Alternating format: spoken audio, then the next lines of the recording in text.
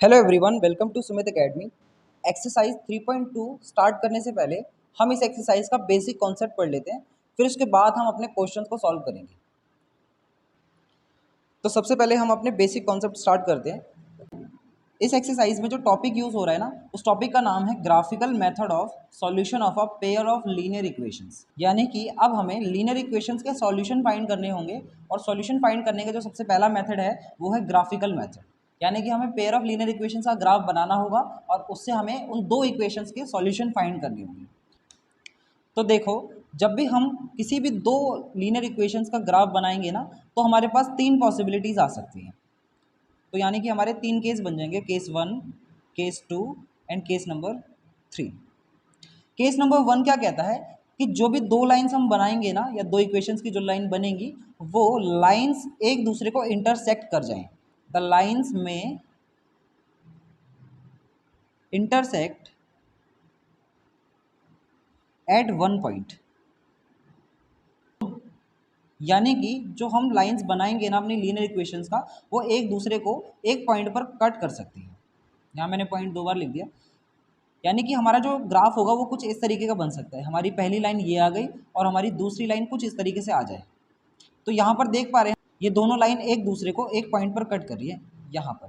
तो ये जो पॉइंट होगा ना, ये पॉइंट एक्स कॉमा वाई होगा, और यही पॉइंट वो पॉइंट है जो हमारा दोनों लीनियर इक्वेशन का सॉल्यूशन है।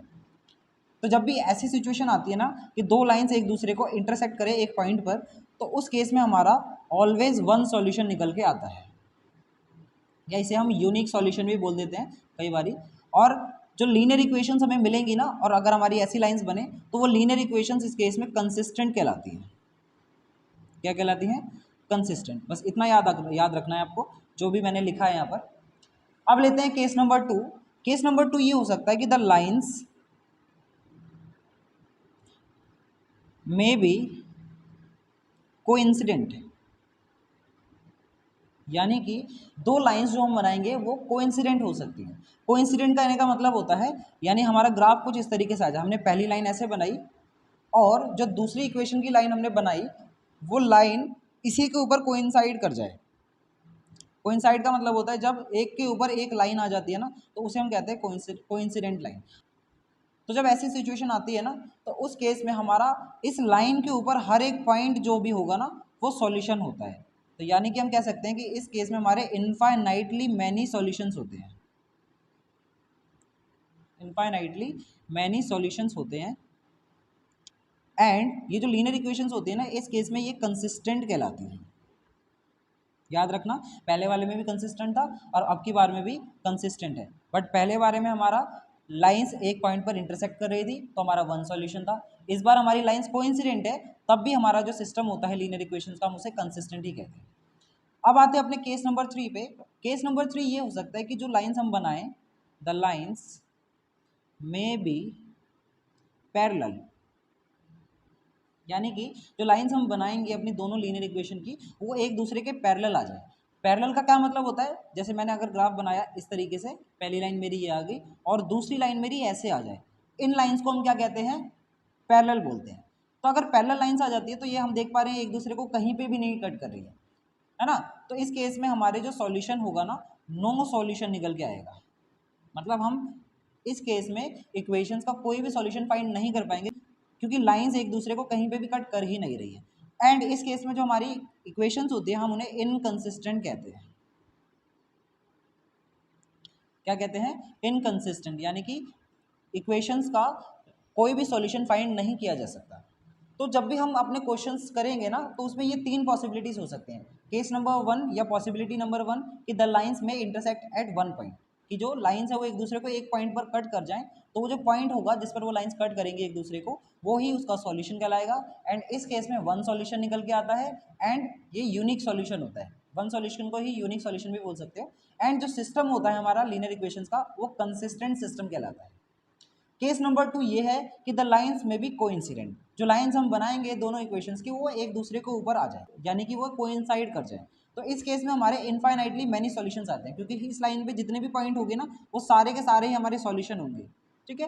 एंड जो सिस्टम हमारा होता है वो कंसिस्टेंट कहलाता है इसमें भी। और केस नंबर थर्ड होता है कि द लाइंस में भी पैरेलल, जो लाइंस हम बनाएंगे दोनों इक्वेशंस की वो एक दूसरे के पैरेलल आ जाए, एंड पैरेलल अगर आ जाती है तो वो एक दूसरे को कहीं पे भी कट नहीं करेंगी, इसी वजह से हमारा इसमें नो सॉल्यूशन होता है एंड सिस्टम हमारा कहलाता है इनकंसिस्टेंट। ठीक है, इतने में किसी को कोई दिक्कत? इतना आपका बहुत क्वेश्चंस में काम आएगा, ये एक्सरसाइज नंबर 3.2 में भी आएगा एंड उसके बाद भी कई सारे क्वेश्चंस आते हैं अगली एक्सरसाइजेज में, उसमें भी काम आता है। तो ये बहुत इंपॉर्टेंट चीज़ है, इसको याद रखना। अब आते हैं अपने नेक्स्ट टॉपिक के ऊपर। नेक्स्ट छोटा सा टॉपिक है यार, जिसमें हमें दूसरे टाइप के क्वेश्चन पूछता है, उसका नाम है रेशियो कंपैरिजन। रेशियो कंपैरिजन, तो नेक्स्ट हेडिंग आप लिख सकते हो रेशियो कंपैरिजन। इस रेशियो कंपैरिजन का क्या मतलब है, मैं भी समझाता हूँ आपको। देखो, जब हमने ये चैप्टर स्टार्ट करा था तो मैंने आपको पेयर ऑफ लीनियर इक्वेशंस की जनरल फॉर्म बताई थी। जनरल फॉर्म क्या होती है, मैं एक बार फिर से रिवाइज करा देता हूँ।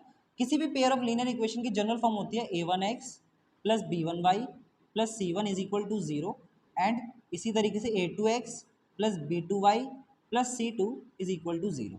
ये फर्स्ट इक्वेशन होती है, ये हमारी सेकेंड इक्वेशन होती है, और ये किसी भी दो इक्वेशन की मोस्ट जनरल फॉर्म होती है। ठीक है, तो आपको जनरल फॉर्म याद आ गया, ये जनरल फॉर्म होती है।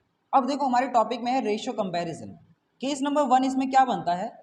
केस नंबर 1 ये है कि अगर हम a1 अपॉन a2 का रेशियो निकालें और वो b1 अपॉन b2 के रेशियो के बराबर ना आए, ध्यान से देखो, a1 upon a2 is not equal to b1 upon b2 आता है, तो उस केस में हमारी जो लाइंस बनती हैं वो लाइंस होंगी इंटरसेक्टिंग लाइंस। और जब इंटरसेक्टिंग लाइंस होती हैं उस केस में हमारा वन सॉल्यूशन निकल के आता है। उस वन सॉल्यूशन को हम यूनिक सॉल्यूशन भी बोल देते हैं, और सिस्टम हमारा इस केस में होगा कंसिस्टेंट। कुछ क्वेश्चंस में ऐसा भी हो सकता है कि हम जो ये रेशियो निकाले a1 अपॉन a2 वो बराबर आ जाए b1 अपॉन b2 के, और वो भी बराबर हो जाए c1 अपॉन c2 के, यानी कि ये तीनों ही आपस में बराबर हो जाए। तो उस केस में जो हमारी लाइंस बनती है ना, वो लाइंस होती है कोइंसिडेंट लाइंस। और जब कोइंसिडेंट लाइंस बनती हैं, हमें पता है उस केस में इनफाइनाइटली मैनी सॉल्यूशंस निकलते हैं, इनफाइनाइटली मैनी सॉल्यूशन, और हमारा सिस्टम कंसिस्टेंट कहलाता है। और थर्ड पॉसिबिलिटी ये हो सकती है कुछ क्वेश्चंस में कि हमारा a1 अपॉन a2 बराबर हो सकता है b1 अपॉन b2 के, बट ये बराबर नहीं होगा c1 अपॉन c2 के। तो इस केस में जो हमारी लाइंस बनती है ना, उन्हें कहते हैं पैरेलल लाइंस, जो अभी हमने ऊपर डिस्कस करा था। एंड जब पैरेलल लाइंस बनती है तो हमें पता है उस केस में नो सॉल्यूशन निकल के आता है, यानी कि दोनों इक्वेशन का कोई भी सॉल्यूशन हम फाइंड नहीं कर पाएंगे। एंड जो सिस्टम होता है हमारा इक्वेशंस का, वो इस केस में कहलाता है इनकंसिस्टेंट। तो ये तीन पॉसिबिलिटीज आपके रेशियो कंपैरिजन में आ सकती हैं। a1 upon a2 is not equal to b1 upon b2, तो इस केस में वन सॉल्यूशन निकलता है। जब तीनों रेशियो आपस में बराबर हो जाए तो उस केस में हमारा इनफाइनाइटली मैनी सॉल्यूशन आता है।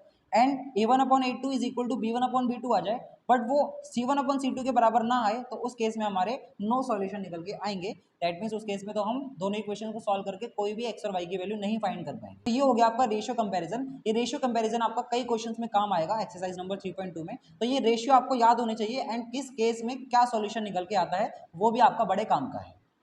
अब हम स्टार्ट करेंगे अपनी एक्सरसाइज 3.2 के क्वेश्चंस।